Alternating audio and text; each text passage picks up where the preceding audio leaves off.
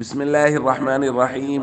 نبی کریم صلی اللہ علیہ وسلم نے ارشاد فرمایا، اللہ رب العزت ارشاد فرماتے ہیں، یعنی یہ حدیث قدسی ہے، اللہ فرماتے ہیں کہ میں ہر دانا اور عقل مند سمجھے جانے والی آدمی کی بات کو قبول نہیں کرتا، لیکن میں تو قبول کرتا ہوں اس کے ارادوں کو اور اس کی خواہشات کو۔ اگر تو اس کے ارادے اور خواہشات میرے احکام کے تابع ہیں تو اللہ فرماتے ہیں تو میں اس کی خاموشی کو بھی حمد کا اور ذکر کا درجہ دے دیتا ہوں، اور وہ خاموش بھی رہتا ہے تو لوگوں کے دلوں میں اس کا رعب اور وقار رہتا ہے، گو کہ اس کی زبان سے کوئی کلام بھی نہ نکلے۔ دوستو، ہم یہ بات پچھلے کچھ دنوں سے کر رہے ہیں کہ دل کی کیفیت اللہ کے احکام کے تابع ہونی چاہیے، دل کے اندر اللہ کا ڈر اور خوف ہونا چاہیے۔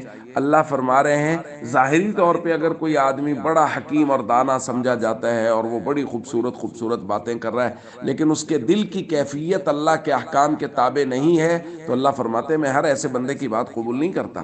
ہاں، قبول کرتا ہوں دلی کیفیت، ارادے، کہ یہ نیکی کا ارادہ کرتا ہے، یہ لوگوں کو برائی سے روکنے کا ارادہ کرتا ہے۔ اگر کوئی شخص ایسا ہے تو اگر وہ خاموش بھی رہے گا تو اللہ کے نبی صلی اللہ علیہ وسلم فرماتے ہیں اللہ کہہ رہے ہیں میں اس کی خاموشی کو بھی حمد کا درجہ دے دوں گا، ذکر کا درجہ دے دوں گا۔